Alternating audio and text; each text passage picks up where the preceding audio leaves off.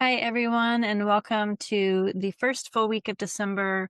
My name is Christa of Practical Astros. I am here solo for the Asteri Sofia Kairossteps weekly astro forecast. We're going to look at the Wednesday to Wednesday week, the Hermetic week from the 3rd of December to the 9th of December.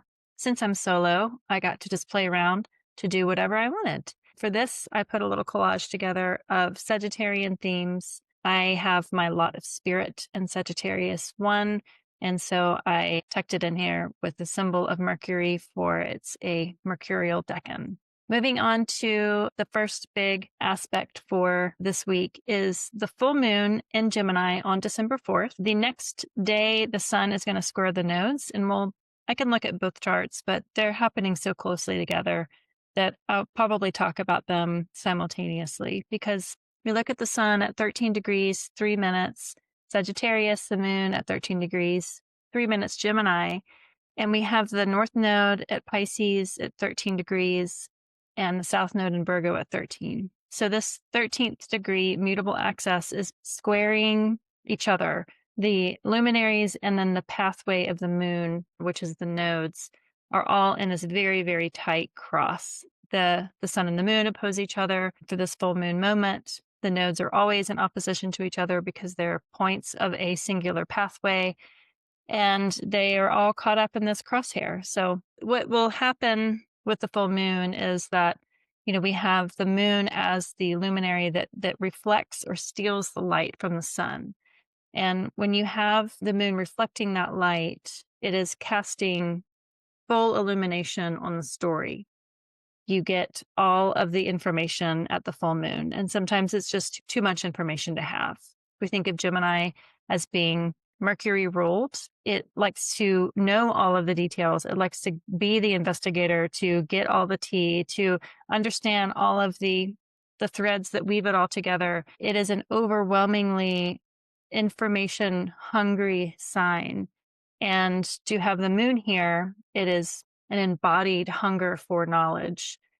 And having this full moon moment squaring the nodes here and the other mutable sign of Pisces and Virgo, it's like an extra full moon because of this. When you have the nodes at an angle of the sun, especially when the sun squares the nodes, you have it in modern astrology, they call it a skip step, but it speaks to the sun as representing, the pathways in our life. And when we're at a crossroads with our nodal pathway, it's like being asked to make a decision, being asked to face the reality of being at a crossroads. And for mutable signs, sometimes that's a difficult thing to choose between two options, to be at a crossroads where you have to turn left or right. You need that third secret thing to just come in and disrupt the impasse of having two choices. That full moon with the nodes squaring it is kind of this moment of reconciliation, of making this choice. And just know that this is a pathway. This is a storyline. This has been unfolding for a while. This should not be coming at a surprise. That the moon grows in light every single day and goes through the cycle through the month. So it's not like it's being sprung on you, but this is a moment of making that decision.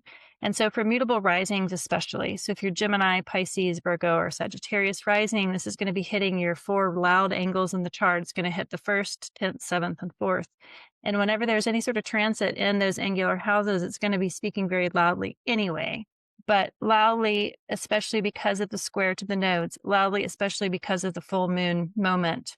This is a very loud, mutable, full moon moment of fate.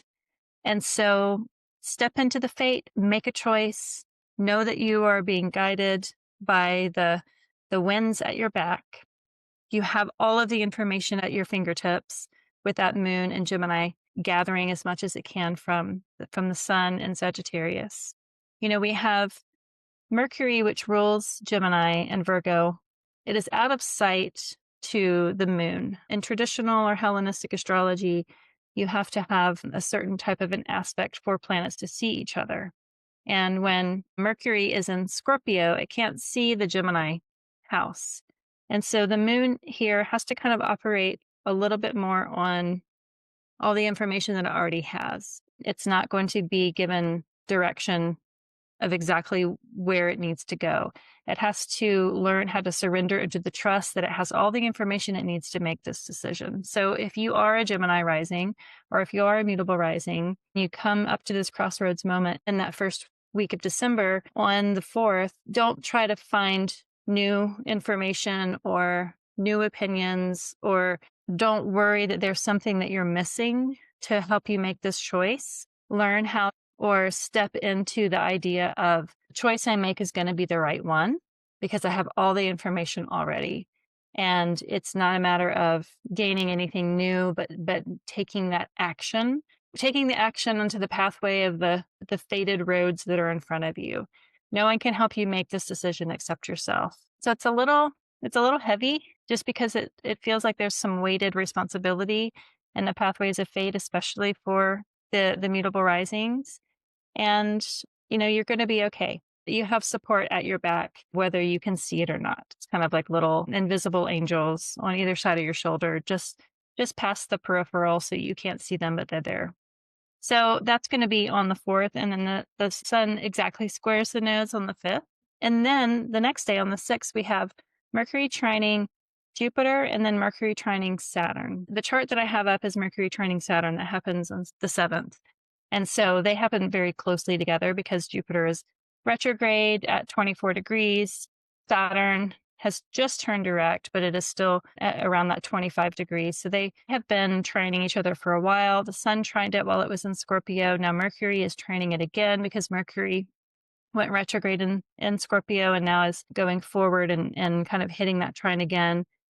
Mercury is making that connection with Jupiter and Saturn.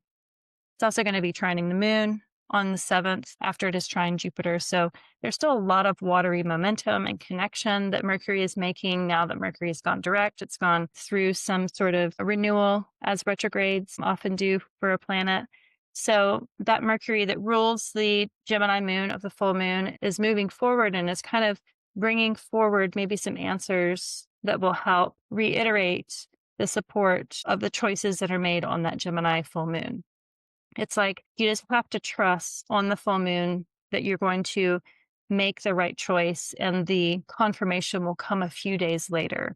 This Mercury trining Jupiter is a really affirming, supportive, momentous connection that it has with the greater benefic, with Jupiter, with an exalted Jupiter in Cancer. And that Jupiter rules the sun in Sagittarius. It rules Mars and Venus, who are in Sagittarius. It rules Saturn and Neptune, which are over there in Pisces. So that Jupiter has a lot of heavy lifting currently in the sky, and having Mercury trine it, giving it another pathway of support and momentum for that retrograde exalted Jupiter to share its information.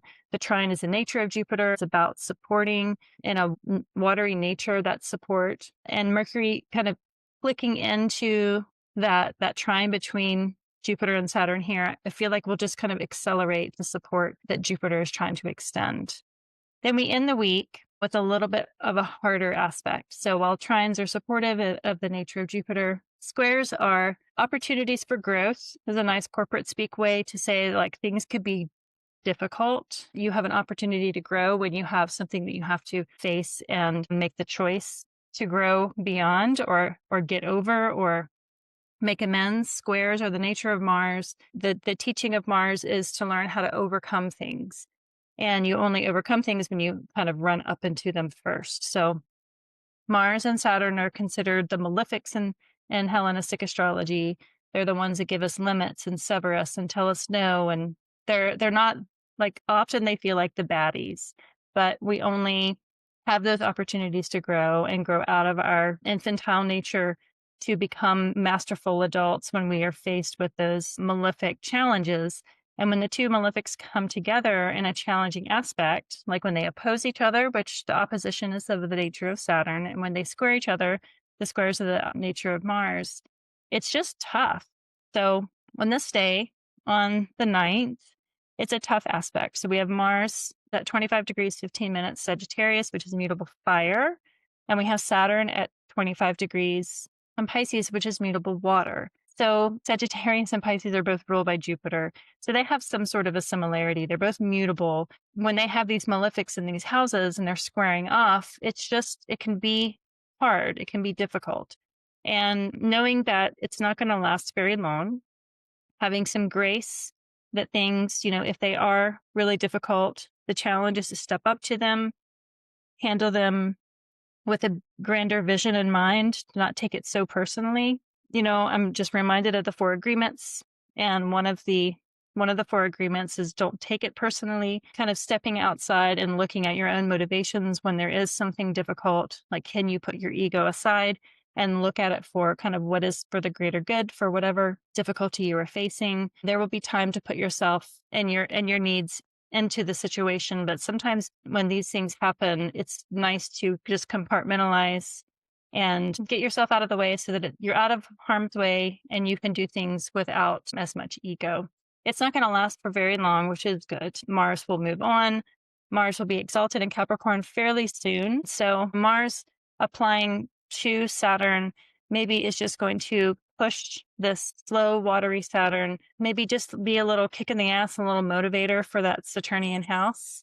If you are mutable rising, this again is happening in angular houses. So this whole week, there's a lot happening for the mutables. So Gemini, Pisces, Virgo, and Sagittarius, you've got a lot of agitation.